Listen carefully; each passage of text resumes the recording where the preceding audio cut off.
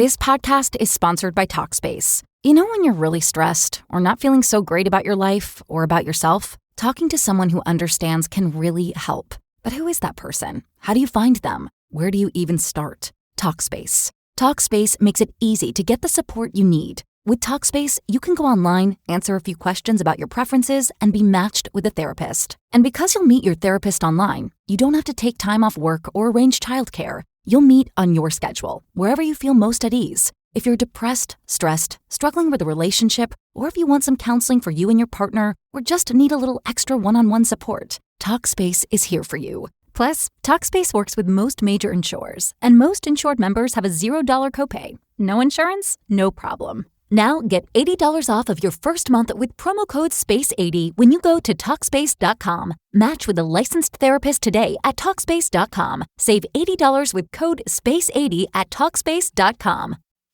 Live at lunch. You are looking live. Live at lunch. Live at lunch with Ott and Hanny on 104.5 ESPN, Baton Rouge. What the hell's going on out here? Now, here's Jimmy Ott and Charles Handegriff. For some reason or another, you sound a little taller on radio. Is it live? Is it live? Is it live? Is it live? Is it live? Is it live? From Big Mike's in Denham Springs, welcome to the Monday edition of Live at Lunch, 104.5 ESPN Baton Rouge. Charles Handegriff, along with Max Gotro. He'll be with us here in the second portion of the first hour. Troy Macker from Bet Rivers is with us as well today. Hope you had a great weekend as we get to the, I guess the end of the summer. Kind of, it feels that way whenever you get to the point where the Saints are in camp and LSU's about to go to camp this week. You feel like, and I've got the summer behind me, and I've got football at my fingertips. And what we got today is the first Saints padded practice. So. Few notes out of that, and there's a good piece at LouisianaSports.net that kind of goes a little bit into detail about this. But through the first handful of days at Saints practice, what we're really seeing is a different approach by Kellen Moore and his staff than we've seen in the previous time when it comes to keeping this team healthy and keeping this team recuperated, for lack of a better word. Now, this might seem like things that would be obvious, at least to me, but it is, and for most of the teams in the NFL. So we talked about the medical staff, the training staff. They've changed a few things. This is the latest incarnation into what they're trying to do, and it seems like the practices have been a little bit shorter. The practices have been a little bit more efficient. The practices have included some more stretching beforehand because previously there wasn't any, which came as a shock to me. Yesterday they were into it enough to get the team off of the field in the intense heat for just the last portion of practice. And that may not seem like a lot, but over the course of time, this stuff, sort of builds up. We're talking about recuperation. We're talking about hydration. All of these things that lead to soft tissue injuries. I don't know what the previous staff's plans on this were. All I know is what the results were. And the results were not good. So at least through the first few days of camp, one of the bigger stories has been how they are approaching their recovery periods and things like that. Now, that's boring stuff, okay? It's not anything like, oh, guess what? The Saints went and rested right after practice yesterday. I get it. But I'm looking, if you've been listening to this show, I'm looking for any of the things that will move the organization forward. And if fewer injuries because of the procedures are one of the things that moves the organization forward, then fantastic. I think that is a good thing if we're talking about the lack of. Now, they just put the pads on for the first time. So this is when camp really starts to wrap up. They've been going in slippers and pajamas, like Mike D used to say. But just over the first few days, the quarterback competition remains unsettled, and it's going to be that way for a while. But at least through the non-padded portions of the practice, it seems like Spencer Rattler has looked the best out of the three. That is not a huge surprise. Spencer Rattler has the most experience, even though it's not very much experience. But even just one training camp extra under your belt might give him a little bit of an edge on Tyler Shook. Does that mean it's going to stay that way the rest of camp? No. And Jake Hayner's had some moments here and there, and I realize he's been in the league even longer, but Rattler's the guy that has played a little bit. So early on, he looks a little bit better. But in watching some of the the film that's come out of these practices, you do see Shook make some of the throws that made him a second-round pick, somebody that's got enough arm talent to play in the NFL. One of the other players that has turned some heads is Danny Stutzman. This is another thing that makes me, smile a little bit. Here's a player that the Saints got in the fourth round out of Oklahoma, a linebacker who was tremendously productive in his 4 seasons there, a 4-year player who had 184 solo tackles and 192 assists. He played in 47 games. He had 8 sacks. He had 3 interceptions. He had 4 forced fumbles. And some of the plays that you've seen him make in the first couple of days, and again, I'm not at the practices. I'm not trying to make it out like I've been to the practices, but just in reading all about the practices and seeing some of the video that's been out there, you can see some of the plays that he's made. All reports are he's a pretty instinctive guy, and he's got good speed, and he was a highly productive player at a big-time program. So I thought that was something encouraging. Julian Blackmon, who was signed right after the retirement of Tyrann Mathieu, made some plays this weekend. If he's healthy, which was a problem last year because he played all of last season with a torn labrum, or all but one game of last season with a torn labrum, that's a positive ad for a 26-year-old safety that you can get right on the eve of camp that's coming in and it's making some plays. So I think that is all good news. They'll continue to have to manage the heat, trying to run a camp. We're going to talk about this with LSU. We're going to talk about this with the Saints. Every high school that is going to camp, you got to try and manage what is extreme heat. And so the Saints are doing at least something different. That's all we're really asking for. Give us a little something that points them in the right direction. We're going to have football this week. This is the last weekend coming up. You'll like this, that we will not have some kind of football on TV. We get the Hall of Fame game on Thursday, and then we're into football. So soon enough, we'll get to see some of the padded stuff, and we'll see how far that they can get along. That's just a little peek at what's going on at Saints camp right now as they put the pads on for the first time today. The rest of the sports world is, I guess, waiting on Deion Sanders and his press conference that is coming up here in less than an hour. Sanders, who has had some health problems in the past, going back to 2022 when he was at Jackson State, he had some blood clotting issues, and he had to have 2 of his toes amputated. Well, I don't know if it's this or something else, but the health problems have become more complicated. And if you didn't see this, it was kind of startling to see Deion get on Instagram and talk about the health problems that he's had, not in detail. They're going to do that a little bit later on today. But with the emotion that he had, he talked about making out his will. So I don't know what we're going to hear from him later on here in this hour, but certainly what he said yesterday on this post, and the fact that they're bringing the entire medical team with him, his entire medical team with him to this press conference, is pretty telling that this is something that was very serious. Now, one of his kids also posted that he does think that Deion has beat it, whatever that is, or is turning the corner, is going to be into recovery. So we'll see what that is. I know that there's a lot of speculation as to what Deion is going to say here within the hour. He signed a contract earlier this year, a contract extension with Colorado that will keep him in Boulder, or keep him on a contract in Boulder through the 29 season. So that was not terribly long ago that he signed that, and now we've got this story right here on the eve of camp for Colorado. We're also on the eve of camp for LSU, and just about everybody else will report by the end of the week, so college football getting ready to go. The other story out of the NFL comes out of Cowboys camp. And, of course, there's never a shortage of things where Jerry Jones, never a shortage of news where Jerry Jones is concerned.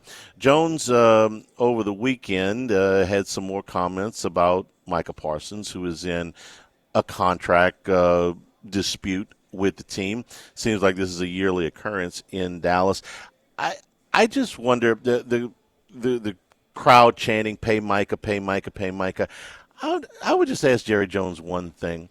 In all of these contract holdouts that you've had, going back to really the beginning parts of when you own the team, how many of them have the holdouts really benefited you?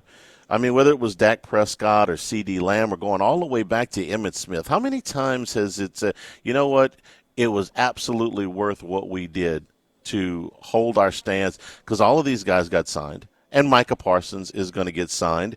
So right now, all you really have is a holdout and missed time from one of your guys. I don't know. Just a thought. All the rest of those guys got signed. Parsons is going to get signed too.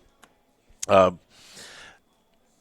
not wild about what's going on in New Orleans with the ownership situation for both of the Saints and the Pelicans right now, but I will tell you it is refreshing not to have your owner out in the middle of contract disputes and at every press conference during training camp. So that's kind of an overview of what's going on football-wise here this morning. We got some golf to get to. Troy Mack will be with us. We're going to do some college football odds a little bit later on in this hour. We are here at Big Mike's in Denham Springs, and right now it is fantasy football season, or the eve of fantasy football season.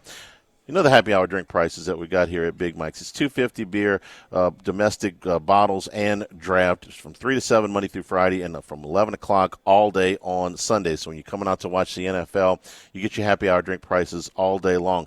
But if you have your fantasy football draft here, you're going to get happy hour drink prices for your entire league the entire time they're here for their draft. They've got multiple size party rooms. I've done a number of drafts here at Big Mike's. It's always a good time. You got a lot of room to spread out, a lot of room for your commissioner to put up your boards or your video or whatever you want to, however you do it. A lot of people, a lot of room to spread out. You're going to be really comfortable, and you're going to get all your happy hour drink prices. So schedule your fantasy football draft here at Big Mike's. You got the entire month of August to do so. So that's coming up here. And, of course, at Big Mike's are big supporters here of high school football, especially in Denham Springs, open late after the games on Friday nights as we inch closer towards football season. Live at Big Mike's, live at lunch, 104.5 ESPN Baton Rouge. That Electric Man, BatonRouge.com. Electric work, Charlie, is not do-it-yourself stuff at home. No. You got to call out a professional. You can call them out anytime. Yeah, they take calls 24 hours a day, 7 days a week. Quality service for installations, lighting, electrical service, you name it, whatever you need. So need a little extra lighting for your office or for your home space, no problem. Guaranteed scheduled appointments. When it came to my house, it was right on the dot. Call ahead of time, 10 minutes later, they are there. Insured, free inspections, and estimates. We're licensed professionals, so you get quality service when we're dealing with anything from child-proof outlets, electrical safety inspections, dedicated computer circuits, or electrical code updates. Electric Man, BatonRouge.com. That's 372-5356, 372-5356, or Electric Man, BatonRouge.com.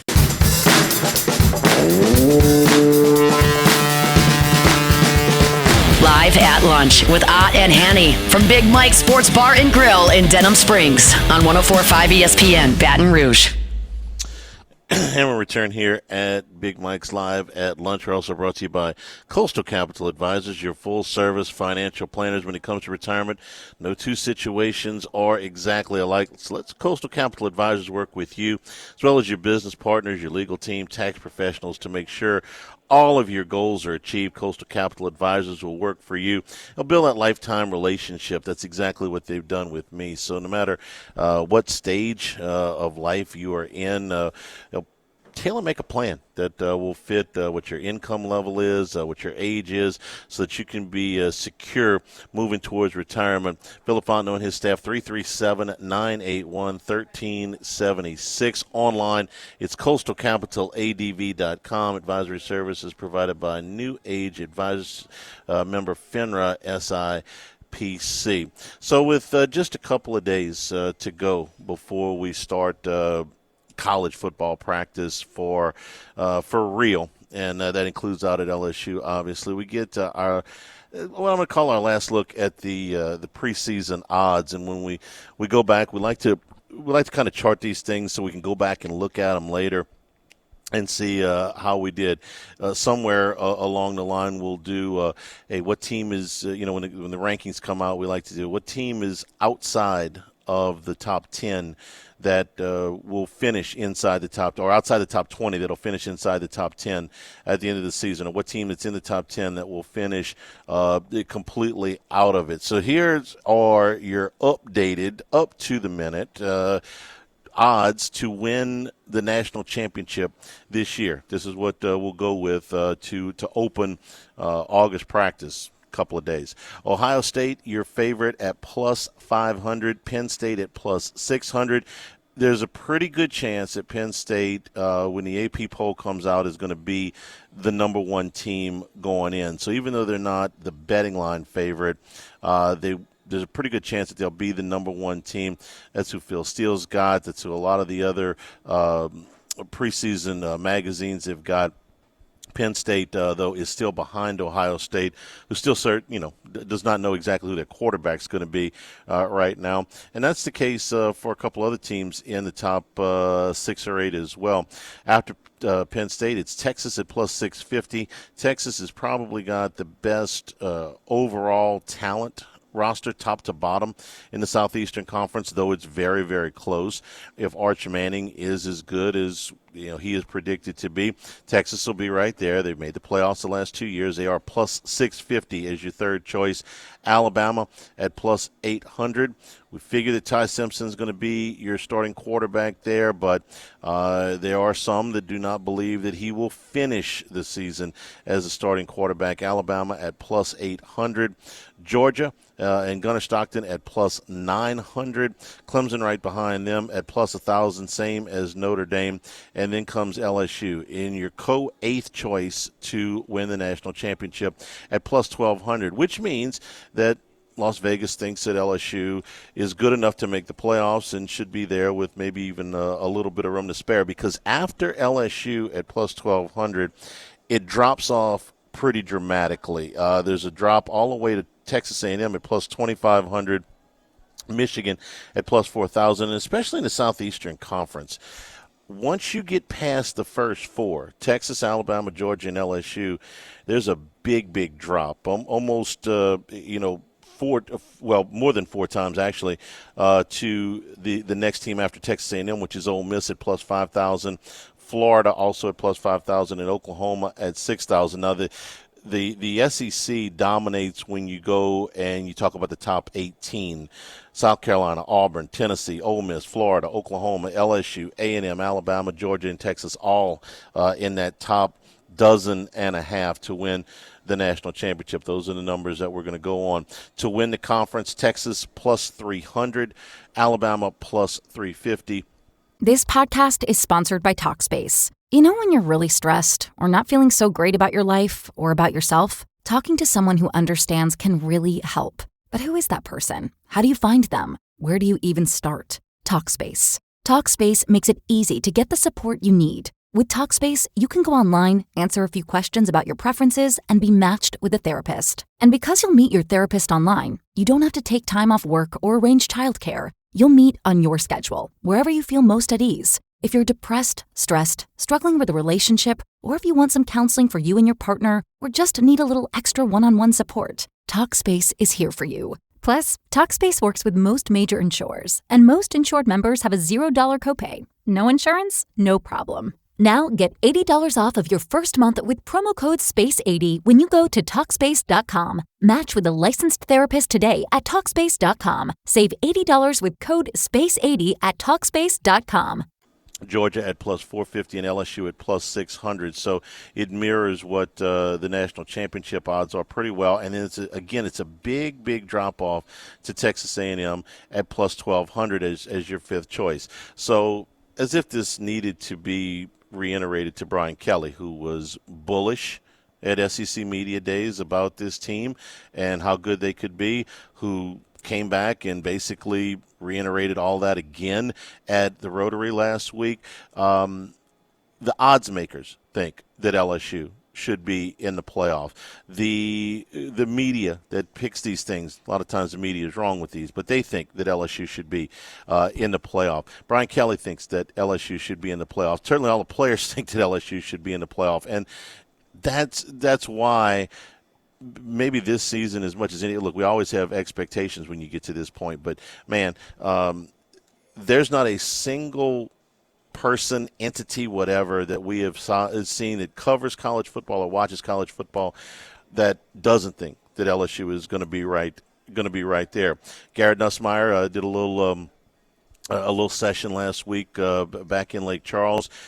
He continues to be extremely positive about where this season is going. And so with all of that, you can understand why there is such anticipation for LSU to get to campus and why this first game is looked at as being just so monumentally important, because when you look down at the ACC and the odds to win there, Clemson is such an overwhelming favorite to win the ACC. At minus 125, the next closest team is Miami at plus 450. So Clemson could lose this game to LSU, and not only could they still get into the playoffs, they could still get into the playoffs and maybe even have a bye in the first round. They're going to be favored everywhere else on this schedule, and they're favored in this game, but they're going to be favored by an overwhelming margin in most of these games. We went through last year's schedule. No, they didn't beat a lot of teams with winning records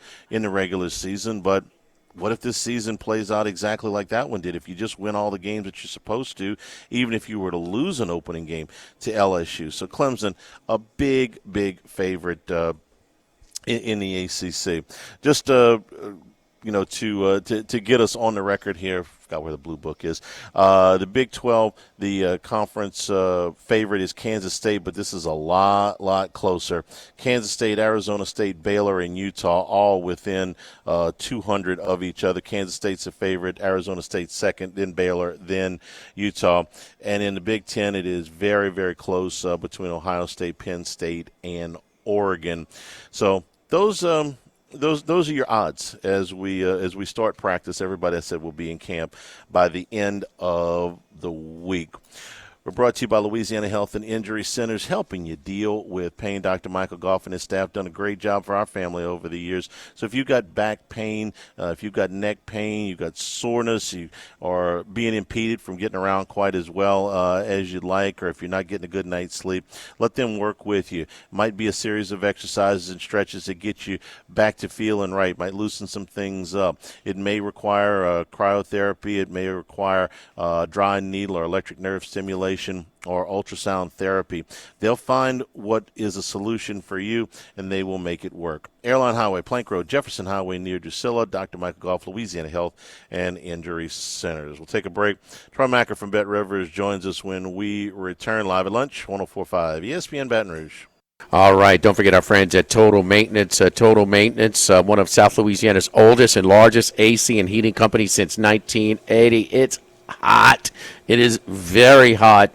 So if it breaks down, something is just not cooling properly, call 480-1000. 480-1000. Service today, every day means same-day service. You'll never sleep hot with you call Total Maintenance at 480-1000. Call today, get service today.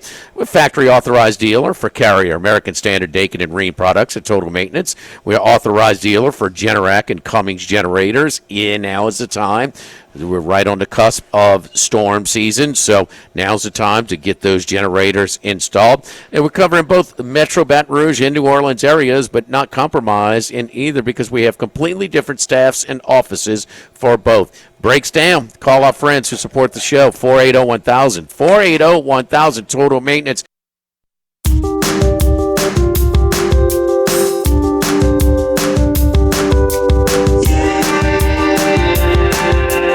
Jimmy, Charlie, and Troy. Three best buddies sitting around talking sports bets. Let's welcome in Troy Macker from Bet Rivers. And return here at Big Mike Sports Bar and Grill in Denham Springs. Schedule your fantasy football drafts now here and get happy hour drink prices and on appetizers here at Big Mike's during your entire draft. Multiple rooms set up here for you. Lots of room to spread out and get your league going, and great prices to go along with it. Troy, good morning. How are you? I'm doing good. Thanks for having me on. All right. This is the NFL's putting the pads on this week, but it also means that the colleges are going to camp this week, including LSU. We were looking at some of the odds, to win the national championship, to make the playoffs, to win their leagues. Man, as we get going into this thing, it seems like this one is maybe as wide open a year as we've had. There's no Nick Saban in the game anymore. The Heisman Trophy favorite has started all of two games. So is this about as wide open a year as you can think of, and maybe that provides some value somewhere down the line? Yeah, it definitely is. And, I think a lot of it has to do with, what the end result will be, and that's a 12-team playoff with adjusted from last year. I correct me if I'm wrong, but they're changing the format in terms of seeding. Is that for this year? Yeah. Right. So for what seems like the third straight year, we're going to have a slightly different playoff format. So, the regularity and the familiarity is going out the window there. And just from a futures market, usually it's very, very top-heavy in the betting. The last couple of years, Ohio State and Georgia have been the lion's share of the money. Going back 3-4 years, obviously Alabama. This year, right now, we have 8 teams that are all kind of in and around, high six figures in terms of the handle on to win the national championship. And that's something we typically don't really see a lot of. And they're the teams you shouldn't be surprised at: Ohio State, Texas, Oregon, Georgia, Penn State, Notre Dame, Alabama, and Florida. Those teams are all kind of, neck and neck in terms of the intake. Now, from ticket standpoint, it's pretty lopsided in Texas's, standpoint. And to that, what you mentioned, they're going to be starting their quarterback. They have all these designs of winning a national championship. He started 2 games. He's the Heisman front runner in Arch Manning. So this is very up in the air. The reigning national champions, no one's talking about them because the only thing they're talking about with Ohio State is, can you beat Michigan? Penn State is there, but what do we know about Penn State? They can't win the big one. Georgia's, longtime quarterback is now at a different school in Miami. So it is very all over the map. I think it should make for a really fun season, even if, we may not have a lot of towards the end of the season where we have undefeated versus undefeated or one loss versus one loss. I think you're going to see potentially a lot more teams with a lot more than one loss. Did I hear you say Florida had that kind of up at the top intake of preseason money? That surprises me a little bit, that there would be that kind of support behind the Gators with the that schedule that they've got to play. I think it's a little blind optimism, just in terms of, what do you need to win a national championship? Well, it starts with the quarterback, and they have DJ Lagway, who people are very, very high on. And they're at the bottom end of the top tier in terms of handle. But, right now, we've taken more money on them than Clemson, who plays in a much easier, more advantageous conference. LSU, Ole Miss, Michigan, Texas A&M, Miami, Tennessee, Arizona State. They're just below Alabama, honestly. So a little surprising, but the Gators definitely did have some spurts last year where they showed they could at least compete at the elite level, even though I don't think they were elite then. But DJ Lagway is a guy who could absolutely be in the Heisman running, middle of the pack. But that means Florida is going to have to win a lot of those difficult games you talked about. And my gosh, their schedule is incredibly hard. Didn't we have last year, Max, you can chime in on this, didn't we have there was a prop that you could bet Ohio State and Georgia against the field for the national championship before we even started practice? Troy, am I remembering that right, where we had a prop like that last year? Yeah.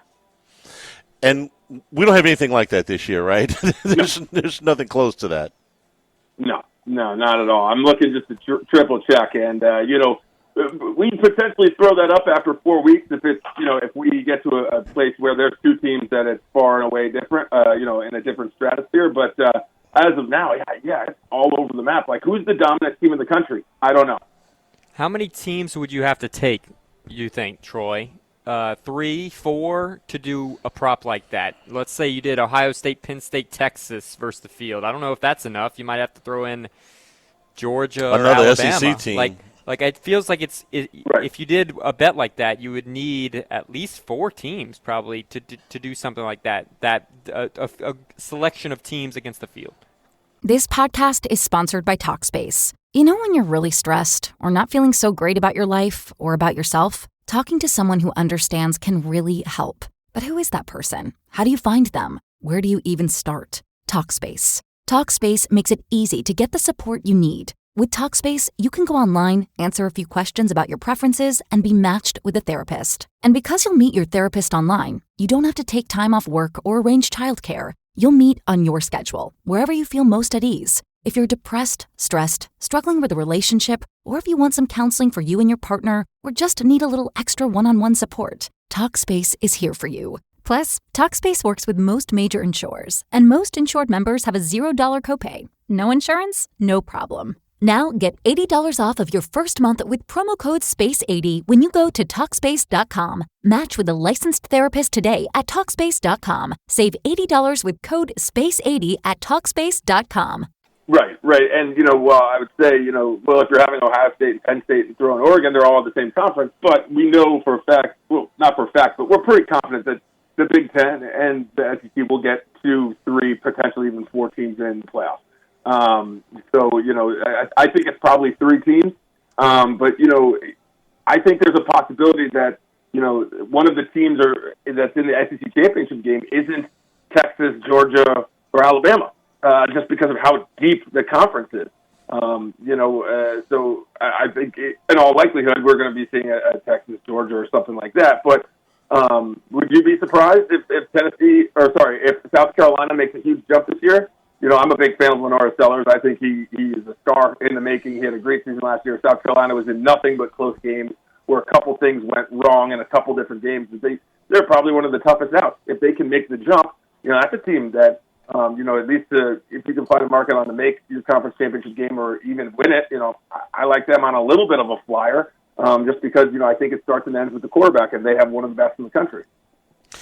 I like Sellers an awful lot, too. I wouldn't have made him the preseason All-SEC quarterback over Garrett Nussmeier, but I do like him. It does set up for one of the more interesting games on the schedule. I'm asking this for a reason when they play Clemson. Troy, if I were looking at this and I had to bet one team to make the playoffs more than any other, I honestly think I might take Clemson. And that's because even if they lose to LSU, I can't find another game where they're definitely going to be an underdog. And I'm pretty sure they're going to be favored in every game going to that South Carolina game, which is the last game of the season. So it's kind of hard to pick. If they were playing that game in week 1, Clemson would be favored. But, we don't know what it's going to look like by the end of November. Honestly, if I had to take one team to make the playoffs, because they could lose to LSU and run the table and still easily get in. Mm-hmm. Yeah, no, the back end of their schedule is a little bit tougher. Granted, we're talking about the ACC here, but, before South Carolina, obviously Furman doesn't matter. But Louisville, is expected to be very good this year, obviously, with Miller Moss coming in, the quarterback from USC. Florida State the week prior. Florida State can't be as bad as they've been the last 2 years. Now, I don't know if they're going to be, incredible or major jump, but that will be a tough game as well. They have SMU down the stretch. SMU was a surprise team last year. So they do have a little bit of a tough schedule, but I think they're just far and away. The level of talent they have is much better than any other team in the conference. But one thing I know about the ACC is that is just a conference of trap games. The amount of times a team goes to Syracuse and loses like a big, like Miami or when Jameis was at Florida State, I believe they lost to Syracuse or like had to rally back from 35. North Carolina State is a team that can do that out of nowhere. Georgia Tech the same way. So even though they're not great teams, it's just trap games everywhere because, you're not afforded a lot of opportunity to lose and keep advancing because the strength of schedule isn't strong. But that being said, I thought Clemson was in a very bad place 2 years ago in terms of dropping out of that elite upper echelon. And Cade Klubnik, 2 years ago, he was thought to be a legit Heisman candidate, and he did not play well. Last year, I think, especially towards the end, he played great. He matured a ton. Dabo got the most out of the team. I agree with you wholeheartedly. I think they're the strongest case to make the playoffs simply because it's them or Louisville, right? And I don't have a ton of faith in Louisville. And I just think Cade Klubnik is going to be that quarterback that we've been talking about for 3 years, like a Drew Aller type, that actually makes a big step to the next level. And I wouldn't be surprised if he's, hoisting the Heisman at the end of the year. Yeah, they miss Miami. They do have to play the Fighting Belichicks in week 5 at North Carolina. So we'll see with that. On the week 1, and we're doing this today because everybody's starting practice, and then we're going to have to factor in injuries and all this stuff. So I wanted to kind of do a baseline today and see what it looks like right before we kick the season off. But the two big games in week number 1, the two biggest games, Ohio State, Texas at the Shoe, and Clemson and LSU at Clemson. Both of the home teams are holding as 3-point favorites right now, Ohio State and Clemson. Anything you want to jump on for that in week 1 or for either one of those games or anything else that you want to get right now before things, before we get into real serious practice? Is the LSU Clemson over is a little tantalizing to me. It's 57, which is a significant amount of points. But I just feel like those games that like LSU, Clemson, Florida State that they play late at night on the Sunday of Labor Day, I think. Now, certainly this isn't that in that slot, but I think this game is going to be lots of points. Typically, I think, especially in the NFL, week 1 is either like a lot of unders or a lot of overs. And I especially with college football, I think it's going to be a lot of overs. Just because there's, we're far more into the spread pistol, 4 wide, just a lot faster. The rule changes have made teams want to throw the ball more and get up and down. And I think these two teams are obviously, being led by elite gunslingers. So that's a game where I think I would, I don't love taking overs because I think it's easier to bet on which teams are going to stink than which teams are going to really explode. But this is one I would take on over 57. At least now in late July, I may have a much different thought once I actually watch some videos on the teams from practice and things like that. This podcast is sponsored by Talkspace. When you're really stressed or not feeling so great about your life or about yourself, talking to someone who understands can really help. But who is that person? How do you find them? Where do you even start? Talkspace. Talkspace makes it easy to get the support you need. With Talkspace, you can go online, answer a few questions about your preferences, and be matched with a therapist. And because you'll meet your therapist online, you don't have to take time off work or arrange childcare. You'll meet on your schedule, wherever you feel most at ease. If you're depressed, stressed, struggling with a relationship, or if you want some counseling for you and your partner, or just need a little extra one-on-one support, Talkspace is here for you. Plus, Talkspace works with most major insurers, and most insured members have a $0 copay. No insurance? No problem. Now get $80 off of your first month with promo code SPACE80 when you go to Talkspace.com. Match with a licensed therapist today at Talkspace.com. Save $80 with code SPACE80 at Talkspace.com. Here's the good news. We're 26 days away from a college football game that means something, okay? I know it's still late July. 26 days away from Kansas State and Iowa State. That's the headliner for Week 0, Troy. So as everybody starts watching this, Iowa State's a 3.5-point underdog to Kansas State. They're playing that game in Ireland. I don't know if you got any thoughts about that one, but that's the first one. That's the first game on the first day, and it's actually two name teams, or two power conference teams. So that's in Week 0. What's the handle look like there before we get started? It's way down from last year when I believe it was Notre Dame and Purdue, or Georgia Tech, maybe. Georgia Tech, yeah. Yes. Yeah, but that's certainly, let's be real. I'm surprised they're playing a game in Ireland in which Notre Dame isn't part of it. I would be surprised if many people in Ireland can point out Ames or Manhattan on a map of America. I know there are plenty of Americans who can't do that.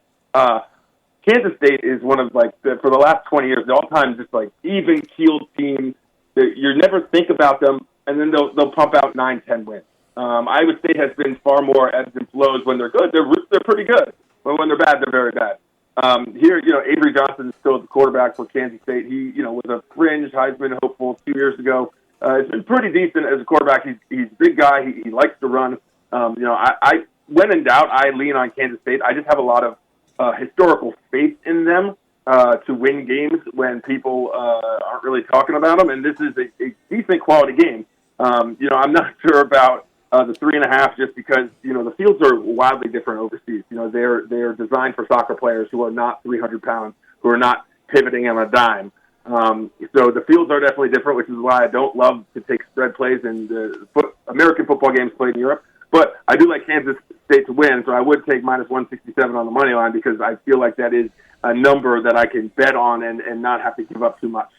That's a good game, Charlie. Kansas State. It is a good game. That's a really good game. We opened last year, if you remember, Georgia Tech upset Florida State in Dublin, and that was kind of the upset. SMU also, I kind of forgot about this. They escaped against Nevada late. SMU was it was a late game. Nevada was terrible, and they somehow escaped that game. But it's not the best slate, but Kansas State, Iowa State, between Rocco Becht and Avery Johnson, that's an exciting matchup to start the season. It's the first game of the year. I'll watch grasshoppers play groundhogs. Okay, it doesn't matter to me. It's better than that thing they're sending to Germany next year when Michigan's bringing their rental. They're going to haul their rental win all the way to Germany to play that game. All right, Troy. Last thing, we actually get a football game this week in the NFL. It's the Hall of Fame game is Thursday night. What kind of handle you guys do on preseason football? I know some people who swear by it that say there's some definite trends and advantages you can take advantage of, and others that say, man, let me know when they kick it for real after Labor Day. So I don't know what camp you fall into as far as where the edge is, but we do have a real game this week, sort of. I guess. So we don't take a huge amount of action on preseason games because it's just a lot. There's a lot that goes into it that really doesn't make it for a competitive betting atmosphere. But here's what I'll say is that in a typical regular season college or pro football game, there's a clear breakdown of kind of tickets and money and where it goes. First and foremost, we take the most money on spread betting. That is, and most tickets on spread. That should come as no surprise. Sometimes we take more money on money line more tickets on money lines than we do spread, typically parlays and whatnot. But so second is the money line. We take the least amount of money in tickets on over-unders relative to spread and money line for regular season games. For preseason, it's wildly different. Over-unders, we take the most money and most tickets because that is the thing that you kind of can get behind and predict based off of how long we think starters are going to play, and it is really just a dry run. And I remember last year, I think the first 2 weeks of preseason was just heavy to the unders, and then it switched and was heavy to the overs as you got more starters in there. The starters were playing longer, and there was some lopsided natures in terms of the personnel on both sides. So the only trends we really have is that if people will bet on over-unders in preseason games because the books may not be able to figure out the right number because they can't project who's going to play and for how long. So there is an edge there for the public. Whereas it's pretty hard to bet on money line and spread, especially And, where you think you could, get a real advantage is live betting, which you should be able to. However, we don't really offer a ton of live betting options, especially on live spread for preseason games, just because of the volatility of the market. Follow him on X, Troy, Machir. Troy, we appreciate it. We'll talk to you on Friday. Thanks, guys. Have a good one. Here at Big Mike's in Denham Springs. Again, schedule your fantasy football drafts and enjoy fantasy football happy hour drink prices. The happy hour drink prices you have every day, Monday through Friday from 3 until 7 and all day on Sunday are available for your entire league during your fantasy football draft. Live at lunch, 104.5 ESPN Baton Rouge. Don't forget our friends at Legacy Title. Chad Reynolds, Legacy Title for all your real estate closings. 296-0060. Full-service title company servicing all of South Louisiana. Fast, friendly, professional services, which you get every time you call 296-0060. Ashley Bonham-Donald, Mariana Broussard-Haynes, Adrian Reese-Galata, Michael Platt, and Natalie and Bradford Smith. Buying, building, refinancing, nobody chooses you but you. Chad Reynolds, Legacy Title, 296-0060.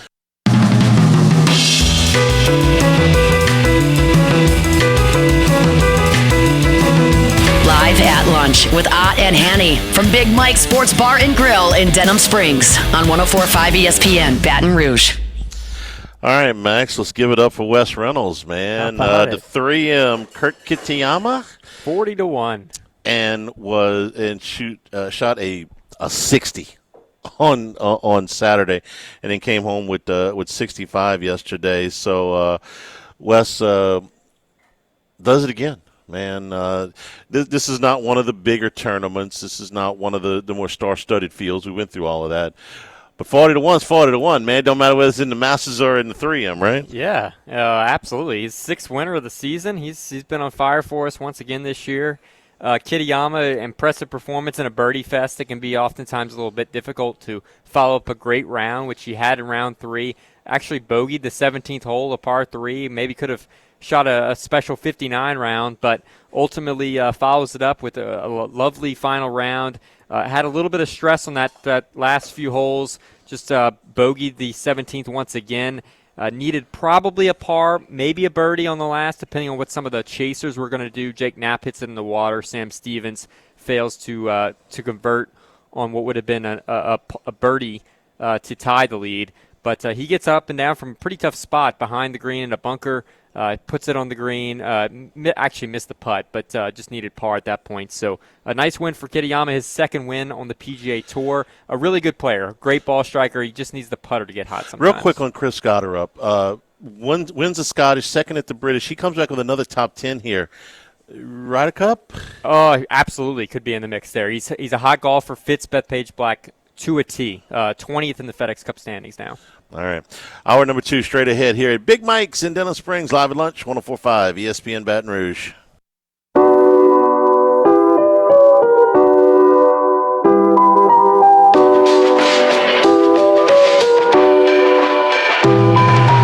Live at lunch with Ott and Hanny from Big Mike's Sports Bar and Grill in Denham Springs on 104.5 ESPN Baton Rouge. And return here at Big Mike's. Again, fantasy football season, fantasy football drafts right around the corner here in the month of August. Schedule yours for Big Mike's in one of the multiple-size party rooms, and you get happy hour drink prices for your entire league throughout your draft. That means just like the happy hour drink prices Monday through Friday from 3 until 7 and all day on Sunday starting at 11 a.m. It's $2.50 domestic beers, draft, and bottles, $4 wells, and $5 wine all throughout your fantasy football draft. Max, I got I got the number 1 pick in my draft. They did the drawing. I got the number 1 pick. So it takes a lot of the guesswork out of it. You got a pretty good idea who I'm going to take. It's a little bit up in the air. You could go with Barkley. Which LSU receiver do you like? Okay, yeah. It's interesting. Yeah, Jefferson wasn't as highly thought of in fantasy last year and still put up great numbers without the best quarterback play. We'll see how J.J. McCarthy does with him this year. Yeah, if you feel like the 2 LSU receivers are equal, And I think you could make a pretty good case that these two guys are equal talents. Both rated 99 today on the Madden rankings. So and that's important. The only two wide receivers. If Jimmy were not still on vacation, he would say we definitely need to follow the Madden. But no, if you consider Chase and Jefferson equal as far as production, then don't you have to take Chase because of the quarterback? I mean, I know what Joe Burrow is. I don't know what J.J. McCarthy is yet. And Jefferson, I expect to have a big season. I mean, but if I got to pick between one of the two for that, if anybody in my league is listening, I'm taking Chase. Okay, unless I change my mind between now and then. But the quarterback makes the difference there, right? I think so, but again, like I said, Jefferson had a fantastic year last year, and there was real questions about the quarterback play there. Now McCarthy, there's seemingly a few more questions in camp right now with him. They're not really sold on him yet, but he's coming. It's his rookie year, so it's different than Darnold. It's a rookie quarterback essentially, and it's not his rookie season, but it is in essence because he didn't play last year. He's another quarterback coming off a season-long injury, so he essentially hasn't played in 2 years. So that is a question for this Vikings offense. Now the Vikings offense has been incredible. Kevin O'Connell's been a really good coach for that offense, and so maybe ultimately it is worth taking Jefferson. But yeah, I think Chase is much the safer pick. Jefferson's had a better fantasy career, I think, if that's something you care about. Not last year. Last year, Chase won the Triple Crown last year. But yes, over the course, Jefferson's missed a little less time. Chase has missed just a little bit of time. But if you're looking at all that, and we're kind of getting off on a little tangent here with this stuff. What do you, when you're rating receivers, how much stock do you have to put into the quarterback? Well, you do, but also I think what helps Jamar Chase and the Bengals is I oftentimes look at the defense. Is the defense going to be bad? Are you going to be in shootouts? And the Bengals were in shootouts all year last year, right? Because they have questions there. They've tried to solve their pass rusher issues, well, their whole defense issues, but right now they've got pass rusher problems because Jamar Stewart, they drafted, is unsigned to this point, hasn't been part of camp, and Trey Hendrickson is holding out right now, and that could go into the season if things don't go well. He wants 3 years of guaranteed money. They're only giving him one right now. The Bengals are kind of caught in a hard place right now. I think they might be a fade team, as tough as it is to say for me, just because Joe Burrow had an incredible season last year, and they still missed the playoffs. Like, what more can he do? What more can Jamar Chase do? And ultimately, their offseason has not been very successful when you look at who's not at camp at this point. So I think that's a part of it where they're just going to be down in games. So, yes, that does make the Bengals offense and Jamar Chase being the focal point in that a little bit more valuable from a stats and fantasy perspective. Well, if you're going to go at it from that, and I agree with you, but by the way, with most of that stuff, fantasy's so much different than real football. Sure. You take a guy like Calvin Ridley, okay, if you want to talk about a team that's going to be behind all season, the Tennessee Titans, they're going to be behind all season. Ridley's been, since he came back from the suspension, a very productive receiver. Rookie quarterback going to be behind all year. Where do you take a guy like him? Yeah, really would make sense. I think you look at I'm not talking about the first. I'm not talking about the first round. Chase is, he's Chase still and a risky Jefferson are in player, different but stratosphere. An offensive-minded head coach, you kind of look at that as well. I worry about New England, right? Everyone's excited about Drake May going to his second season, but it's a Mike Vrabel team that's going to want to run the ball, establish the trenches a little bit more. So you have to look at it like that way. And then the other thing you look about fantasy, if we're going to get on this tangent completely. I'm about to get off of it. But running quarterbacks matter more than anything. So you can have – I remember Anthony Richardson was a pretty highly drafted quarterback in his rookie season with the expectation he was going to run a lot. He is maybe out of a job at this point, and yet he's still, definitely out of a job. If he were still somehow to start, he might be a valuable somewhat player because running quarterbacks matter way much more than say a traditional pro-style passer. Drake May ran for 421 yards last year. That's surprising that the number was that high. Not somebody you think of as a running quarterback. Ran for 421 yards last year. Now, Vrabel had Tannehill for a while, who could run a little bit himself. So that kind of Tannehill makes was sense a, that they would a use receiver him a when he went to college. Right. Vrabel did use him in terms of the running game offensively with the Titans. Didn't mean to get off on a fantasy football tangent, but if you want to go to your fantasy football, come draft it at Big Mike's. It's a great place, and you're going to get happy hour drink prices. All right, first few days of camp with the Saints, and they put the pads on for the first time today. I don't expect to be able to see everything we need to see just here in the first few days, but anything you have gleaned from this here just in the first week of camp out of New Orleans? Anything catch your attention? You're always holding your breath for injuries. And so far, knock on wood, there hasn't really been an issue. J.T. Gray went out today. That was the first camp injury, day 5 now. We're looking at the quarterbacks, of course. There's been a rotation. It seems like there's some inconsistencies there.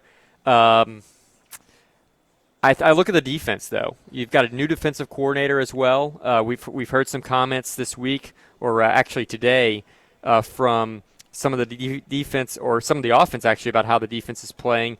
Mike Triplett talked to Carl Granderson was one of the guys that was talking today. I know all of this has happened since we got on the show, so we're kind of watching this stuff in real time as they have some media availability after practice. But there were a couple of them that have talked about.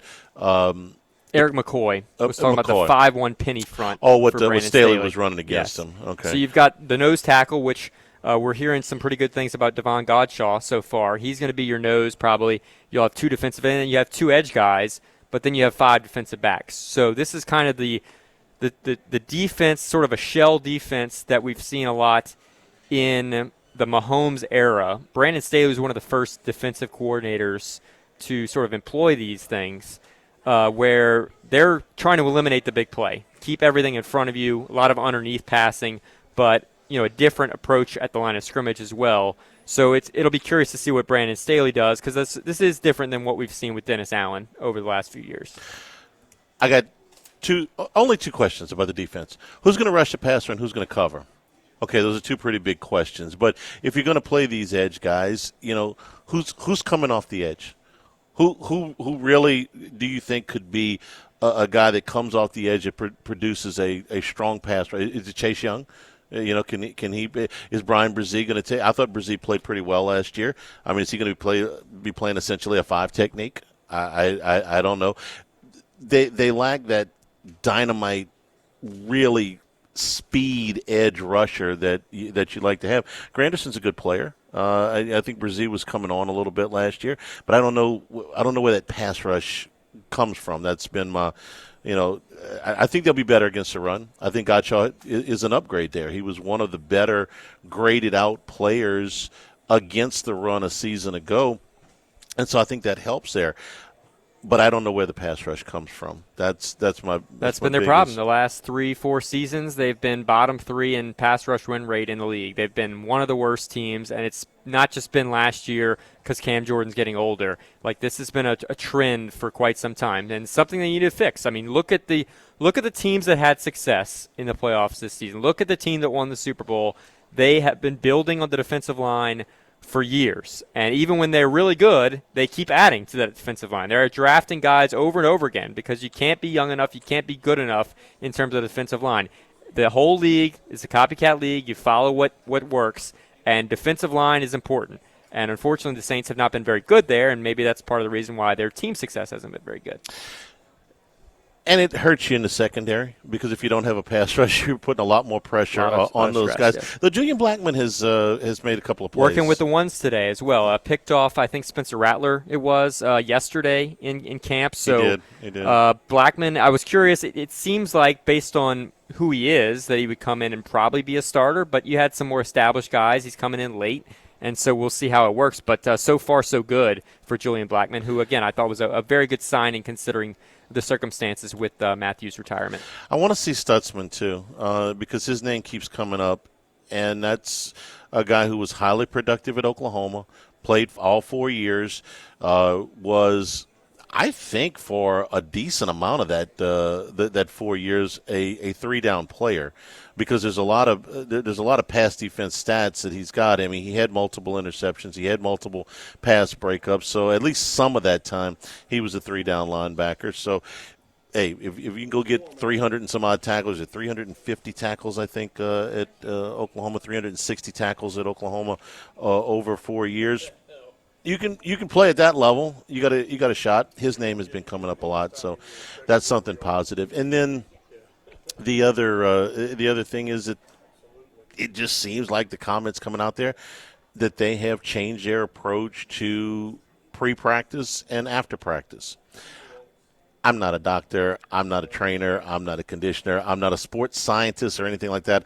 All I know is that the Saints have been flooded with injuries for 2 seasons now.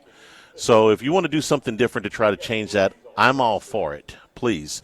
And if it works, walk next door and tell the Pelican staff what you're doing and see if that could help. Right. This franchise could be modernized. I mean, that's the one thing. There's been a lot That's a good word. Modernized. Yes. I like that word. It's been – that's one of the things when you hold over a lot of guys, when you're trying to repeat the Sean Payton staff, you just get comfortable with a lot of the same things. Sometimes you need to shake things up, and a new young coach with a different mindset on – Let's face it. I mean, it's 95 degrees out there. It's hot. You know, that can be strenuous. So you don't want to overwork people and then get people to where they're fatigued, and that affects the way they go about practice. So look, it's way too early to start saying based on any results that it's working. We'll see during this season, and you probably need another season to kind of figure out if that's going to be helpful. But I'm all for modernizing this franchise because they need it. There's all kinds of ways to go 5-12.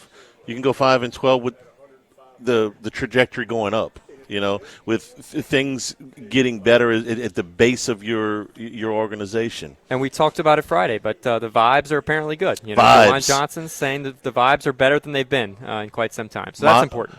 Modernizing the vibes. See, you win word of the day. Just one point of clarification. I said Shamar Stewart hadn't signed. He has signed this weekend. It's now just Hendrickson. Judkins is the only guy who has unsigned from this draft, this entire draft with the Browns. He's dealing with some off-the-field issues. Shamar Stewart did sign, though, but he's been late to camp, so that's going to affect this Bengals pass rush. He's late to camp, and we put this in no class last week because my question was, it was over the wording over voidable money based on off-the-field stuff, okay? Violation of team rules. And some of those are pretty soft, I'll be honest. Like a tweet can be bad, and they'll fine you for that. But the holdout was a little ridiculous. They finally got it done. My thing is, everybody else in the league got this done. You're the one holdout. Maybe it's you. Okay? I mean, if everybody else in the league has agreed on this language, every other agent, every other general manager, and you're the one, it's like, oh, what are we doing? Is this really that important? Or is it more important to get him out there? I would ask Jerry Jones the same thing. I don't know to the penny what Micah Parsons is asking for, and I don't know to the penny what the Cowboys are offering. But I'll bet you when they open the season, Parsons is in the lineup. Yeah. Okay? So what are the Cowboys without him? Why not get this done? Why not make it a sense of urgency rather than, going through camp and taking these pot shots in the media? And I would say the same thing with the Bengals and Trey Hendrickson. Now, if he ends up sitting, because all of these Cowboys that have held out over the years ended up signing. Dak Prescott, CeeDee Lamb, you want to go all the way back to Emmitt Smith. Every time Jones does one of these Horatio at the Bridge drama routines, they end up signing anyway. So why not just get it done? Now, with the Bengals, I would ask you, is it worth going to the mat over these guaranteed years for Trey Hendrickson? I had to laugh at one of these reports I saw this morning where they said they had the framework for a deal, and all they're in disagreement about was the guaranteed years. Well, that's the whole contract. If you're not in agreement on the guaranteed years, you're not in guarantee. You're not in agreement on the framework. It's 1 year versus 3 years. Yeah, it's that's quite a big difference. Big deal. Yeah. It's $60 million worth of guaranteed money. I think the difference between 1 year and 3 years. What is that Bengals defense without him? I mean, what have they been with him? They were bad enough with him. Right. So, look, I think they're in a tough spot. I didn't think they should have re-signed T. Higgins. I know Joe Burrow wanted that, but they've just got like 5 players. Everybody else, like, I don't really know like what they're doing. They haven't improved the offensive line. I worry about Joe Burrow and Chase in this franchise. I just don't think it's going to get any better. They've got to sign Henderson at this point. I don't think they can just save the money and use it elsewhere at this far in. But, they've just signed so many guys to big contracts. They've got 4 or 5 guys that are worth something. And outside of that, I just don't know what the Bengals are going to do going forward. They needed some of the draft choices. Like Mims, the tackle out of Georgia, was a first-round pick for them. They need that guy to be really good. They need that guy to play at a Pro Bowl level probably, because on the other side, Orlando Brown hasn't been nearly as good as they had hoped. We're brought to you by the Thibodeau Store and the Pierre Part Store as we wind down these summer months. If you're looking to make home improvements, do it through the Thibodeau Store. Let their experts help you out. Save you the money from hiring a contractor or bringing in a handyman for some of these jobs that you can do yourself. They'll instruct you. It's way better than a YouTube video because you can ask questions. They'll point you exactly where you need to go as far as your building materials and the procedures that'll save you some time. And if you're looking to spruce up the backyard, the back patio, they've got patio furniture from Outdoor Expressions available right now at a discount on the website, as well as a large selection of grills and griddles, all the way up to the big green egg cookers are available at the Thibodeau Store. 900 St. Patrick Highway in Thibodeau, and they're open daily until 5:30. Online, it's thethibodeaustore.com. And, of course, the Pierre Part Store, all of your lumber being delivered out of the Pierre Part Store. They've been open for 113 years. Live at Big Mike's, live at lunch, 104.5 ESPN Baton Rouge. Yes, indeed. Don't forget our friends at K&M Automotive on Segan Lane. Segan and Perkins, between Perkins and I-10, right across from Ambrosia Bakery. So whatever, like your engine light comes on, bring it on in.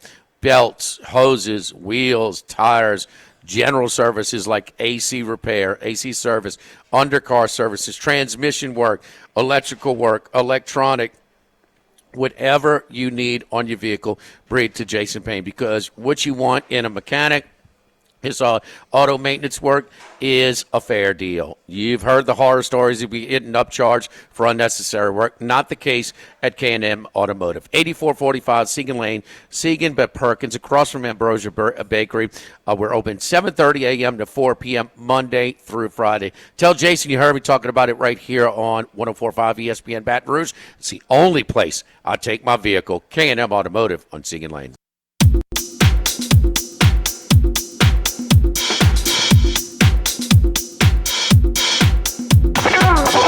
Live at lunch with Ott and Hanny from Big Mike's Sports Bar and Grill in Denham Springs on 104.5 ESPN Baton Rouge.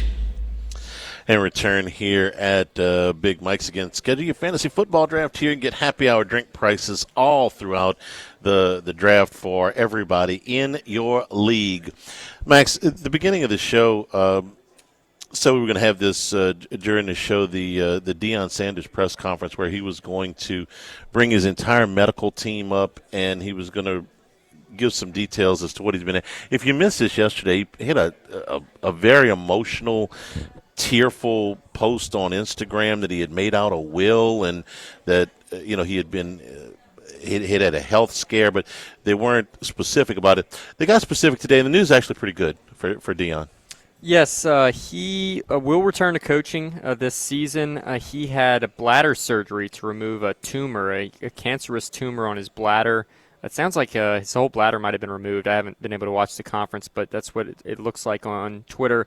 He's in good spirits. He thanks God for it. He reminds people to get checked for these kind of things, but it sounds like he's going to be good to go. So the cancer is removed, bladder tumor, and so that's good news. We were fearing, what could have been when you hear a medical press conference. But. Well, this wasn't one of those sources close to. No, this was Deion himself. I mean, this post yesterday where he's basically near tears and he's talking about making out his will and taking care of his family and all that stuff. So you're like, okay, what are you going to tell me? I mean, I'm glad that he's been cleared. Deion turns 58 next month, and he signed a contract extension in the offseason. He's going to be he's under contract at Colorado until 29. Now, what Colorado's going to do this year, I don't know. This is the first time he's going to have to coach without Shedeur at quarterback, and he's had Travis Hunter with him for just about that entire time as well.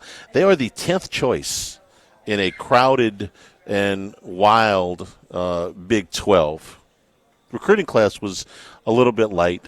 The transfer portal class was, well, it was lighter than the first couple that he had over 19th ranked transfer class, bolstered the O-line, which has been a real concern for them in the last 2 years. They've been trying to address that. But, you look at it, you could tell maybe he's been a little bit, distracted with other things, life things. It does happen for coaches. And a cancerous tumor being removed is going to distract you, for sure. He's got some catching it up to do on the recruiting class next year for 2026, ranked 80th in the country, which, considering, who he is and what a great recruiter he has been, that was surprising. I mean, it's a significant drop-off from what has been, but we'll see what he can do. I am very curious to see, considering he's without Travis Hunter and Shedeur. You know what they were picked in the Big 12?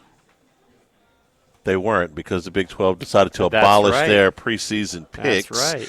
After Arizona State finished 15th, I believe, in the preseason rankings or preseason picks last year, and ended up, of course, in the playoffs. And the league hierarchy thought that hurt them, the perception of them. And now that the criteria has been reconfigured, they didn't want to do that again. Yeah, Arizona was last. Arizona State was last. Were they last? 16th? They were dead last. 16th? Okay. 16th. Whoever was 15th, I'm blanking on who that was. They finished pretty high as well. So that the preseason rankings were all off the media poll there. But I don't know if removing it solves that. But Colorado, it didn't. Colorado 5.5 wins is their win total this year. So right on the cusp of being a bowl team. You know how many times the media has gotten the SEC champion right since they've been doing media days? It was a little easier when Alabama was dominant every year. It really wasn't. No? The media is hitting, I don't have the number right in front of me, I'm doing this out of my head, but somewhere in the area of 30% correct, 25-30% correct. Now, that may be a little bit of a dated stat. They may have made up a little ground with Georgia and Alabama over the last 5 years, but for a long time, I think the last time I went to media days was in 21, and I think the number was sitting somewhere around 30%. So they're not getting it right in the SEC either. So I don't know what the. I'll be honest, this year I don't know who's going to win the SEC. I mean, it is wide open. We talked about it from a national perspective, but you could give me 6 teams that could win it realistically, win the conference. Realistically, I would say the top 4 for sure, which is Texas, Alabama, Georgia, LSU. A&M returns a lot. We're talking about win the conference. We're talking about win the conference. We're talking about get into the SEC championship game and win it. No, I don't know that I can go past the top 4. Ole Miss has never even been there. I mean, I'm encouraged by what I've seen out of Austin Simmons, but it's such a small sample size. I can't, in good conscience, say, yeah, they've got a chance. I'm not a Jackson Arnold fan at all, so I can't pick Auburn. I can't pick Florida because of the schedule. I like Lagway an awful lot. So you got to remember, some of that is non-conference. No, that's true. You're going to Miami. That's not going to count against you. I get it, but it's still plenty in the league, too. I can't go with Tennessee with their quarterback situation. I'll give South Carolina a puncher's chance because I think Sellers could be really good. And I'll give A&M a puncher's chance, but, there's so much history with A&M just spitting a bit whenever they are in position to do something that I can't in good. No, once you get past those top 4, South Carolina maybe. I'll give you if I was going to take a long shot outside of the top 4, I would take Oklahoma because Mateer could be really good. Tough schedule as well. Yeah, they do. He was really good a year ago at Washington State. Now that's a suspect schedule, but I do know that if he had not gone to Oklahoma, he would not have lacked for other offers. And we'll never know for sure. But if I was told by somebody that I trust that had Garrett Nussmeier decided to go pro, LSU would have certainly been very, very interested in Mateer. And I think it's been underrated that Jade Knott is there. Jade Knott was really good for Cal last year. I mean, he was a really good back, and to be productive with that. College Game Day was there. It's hard to go to Cal. Yeah, I mean, tell me how good Cal's offensive line was last year. If you can be good there. So if I had to take somebody outside of the top 4 at a price, probably Oklahoma. It's a long shot, but I mean, you're giving me 33-1 on them. Maybe. I think if you look at Florida and Oklahoma, based on their schedules, based on the talent on their roster, those are two teams that probably have the biggest variance in outcomes. They have the higher ceilings and the lower floors, considering what's on their schedule. They both have very, very challenging schedules, but if they win a few games early, maybe they keep that rolling and they can get it into something. But if they lose some early, Florida starts unraveling, more questions about the head coach. The same thing could happen with Brent Venables at Oklahoma. So I think those are two teams that are most intriguing just because their floor and ceiling are so far apart. But I guess my overall theme of the SEC being open, Texas is the favorite. I don't really see it with them just because it's Arch's first year, really. Yeah. And their schedule is not what it was last year. They've got Ohio State to open the season. 2 of their hardest games in the SEC play are on the road, right? Florida on the road, Georgia on the road. They get, Oklahoma in a neutral site. But a lot of their games this year are on the road, where last year they were at home. Play the Jimmy out role here for a second. Oklahoma at home against Michigan. What's the spread? That's in week 2. Michigan, that's at home? That's at home. I would make Oklahoma a favorite of about I would say that they would points. be probably right outside the home field advantage mark. I'd say probably somewhere around 3 or 4 points. And then in week 4 they play Auburn at home. They'll be favored by 6. Yeah, okay. So win those 2 games that you're supposed to win, not – you're going to be favored, and let me not just say you're supposed to win. That's inside of a touchdown, so they're more of a toss-up game. But 2 very winnable games in Norman, and if you win those 2 with the 3 rental wins that you got, you go to Red River undefeated in the second week in October. You can have some real momentum built up. I'm not wild about the coach. If you're talking about Florida and Oklahoma, I'm not wild about either coach. If you gave me these 2 coaches in a vacuum and said, which one do you want in your program, I would take Napier over Venables because I think Venables is drastically underachieved at Oklahoma. But this particular year, given what Oklahoma's schedule looks like as opposed to Florida, now it's not, like you said, it's not easy. They got to go to Alabama and Tennessee in November, so it's not like South Carolina's a tough place to play. They got to go to to South Carolina, too. Ain't no easy schedules in the SEC, but Oklahoma's is slightly easier than Florida. So I don't know. If I had to take a long shot, Oklahoma would probably be my play. We'll take a break here live at Big Mike's Live at Lunch, 104.5 ESPN Baton Rouge.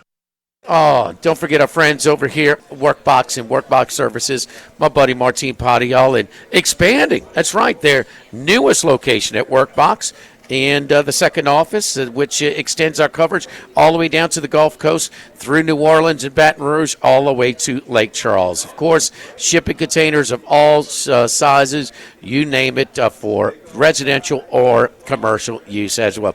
8x8, 8x10, 8x20, 8x40 feet, you name it. You want a tool storage container for your job site? No problem. Custom lunchroom? No problem. Customize it, part office, part storage, dual purpose? No problem. Custom safety storage near the plant? No problem. Our great staff, Martine Sr., Martine Jr., Hannah, Brandy, and Chris. Workbox and Workbox Services, 343-4886 and WorkboxLLC.com.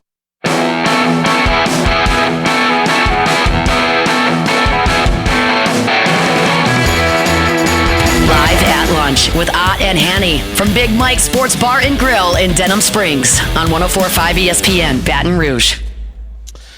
And we return here at Big Mike's. Jimmy's still on vacation this week. Max Gotro and myself here holding down the fort this week. You get some golf in this weekend? I did. I was playing in a tournament actually out here in Denham. How'd you do? Good the first day, not so good the second. That's kind of how that works with me. You kind of have form, right? we couldn't live bet you if you were. Yeah, I'm a Keith Mitchell, first round leader. Bet him then, and then get off of him as soon as it gets real. We had a couple of baseball stories to get to. Probably the biggest one, since we talk about sports wagering enough on this show, is that the closer for the Guardians is on paid. Non-disciplinary paid leave. He's under suspicion for a betting investigation. Yeah, this is big news. This is their second pitcher for the Guardians to be placed on leave. Luis Ortiz has been out for quite some time now for the same reasons. Clase was supposed to be on the trade block here. The trade deadline is Thursday at 5 o'clock.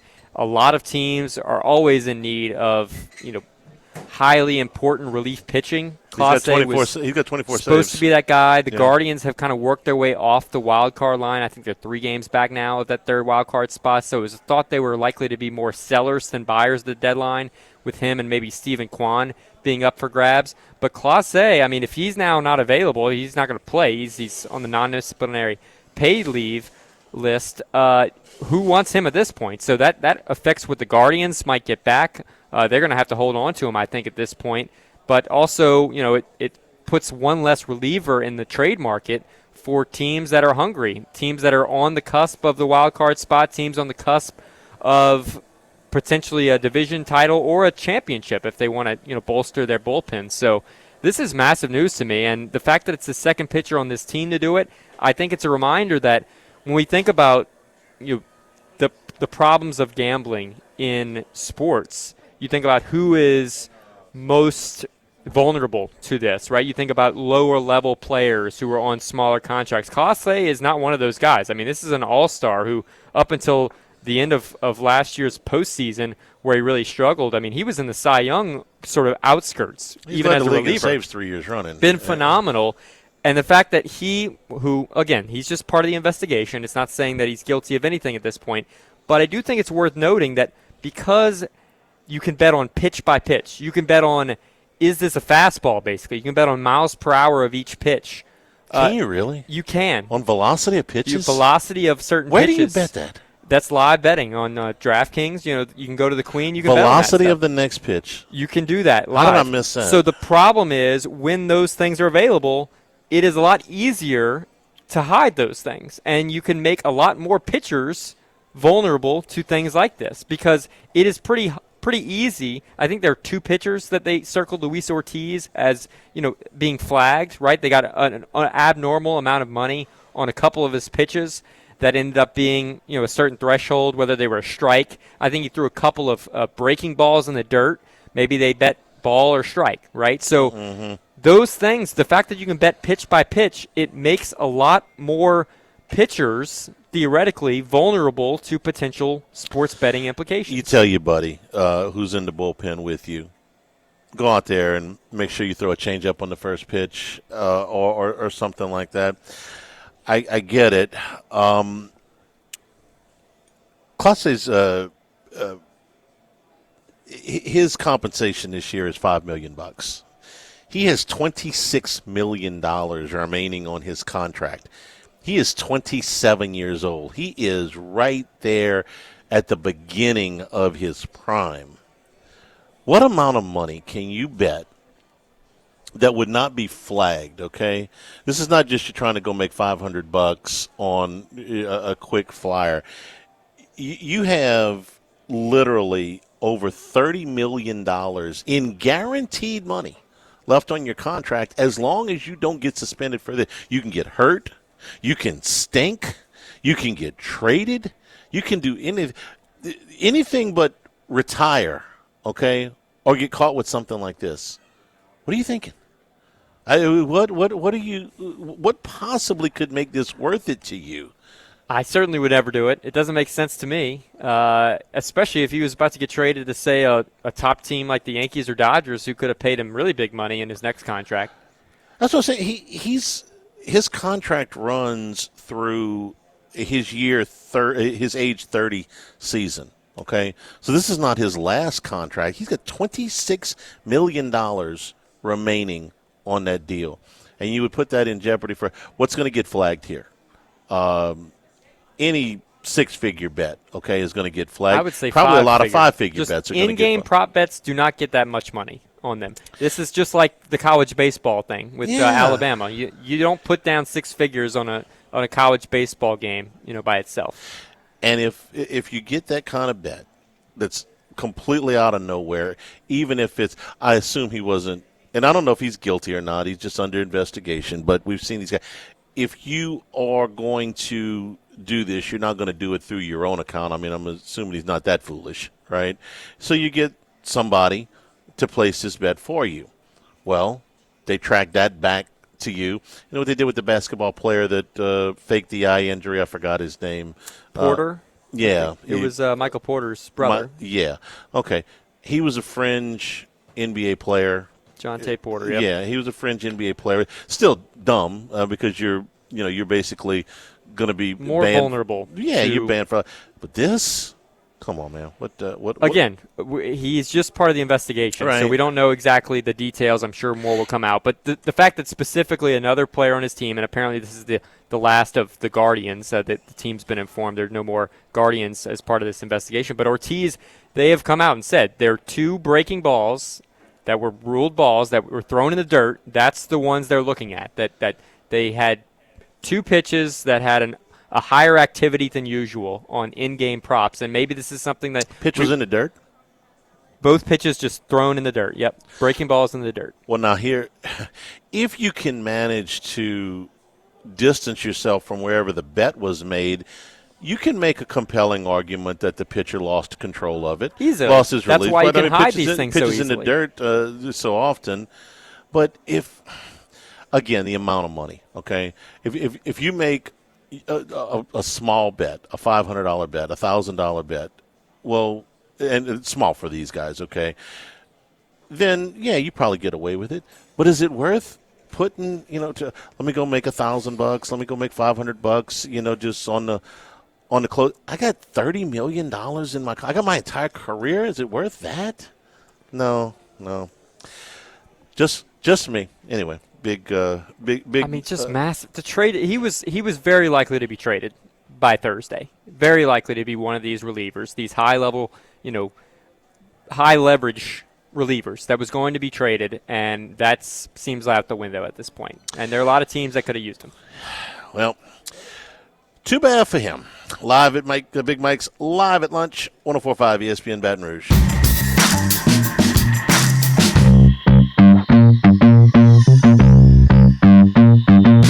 Live at Lunch with Ott and Hanny from Big Mike's Sports Bar and Grill in Denham Springs on 104.5 ESPN Baton Rouge. Well, with football in the air, we'll finish the show today with one basketball note. I made sure to do this right at the end, so I didn't have to spend too much time on it, Max. ESPN put out their grades for all 30 NBA teams.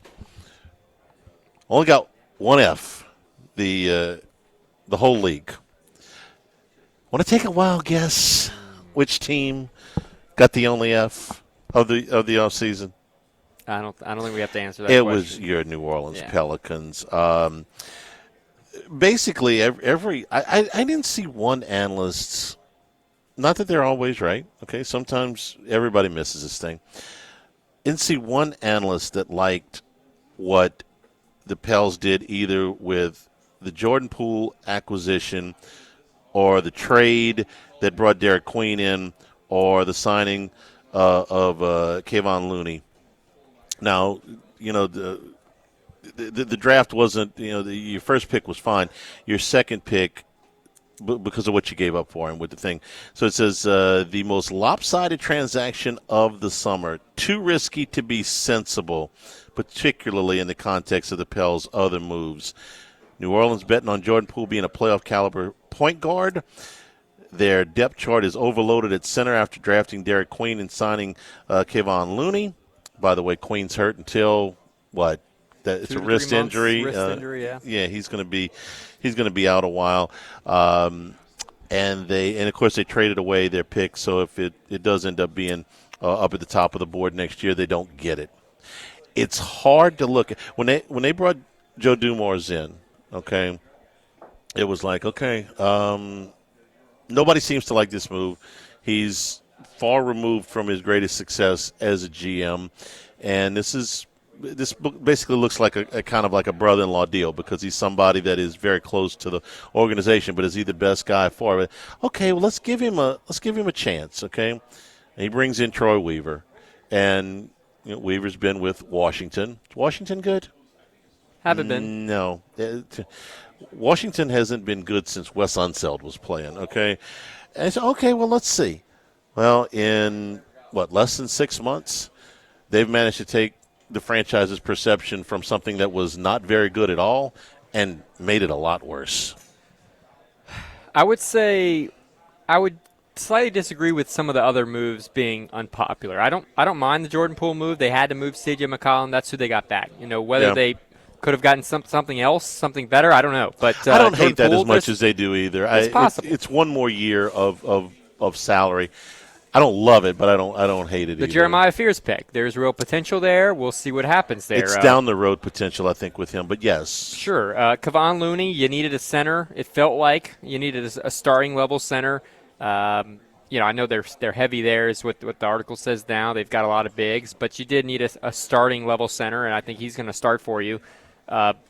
So they needed that. That's fine. All those things I maybe could have gotten a better center, but whatever. Those things, all of this offseason, the reason they get an F and the reason they deserve an F is because they gave up way, way, way, way, way too much for the pick that became Derek Queen. I don't want to say the pick that was Derek Queen. I don't want to say they gave up too much for Derek Queen because it is regardless of what Derek Queen does in his NBA career. He could be an NBA All-Star named to the top 100 team. I still don't think under any circumstance what you gave up for that pick is worth it.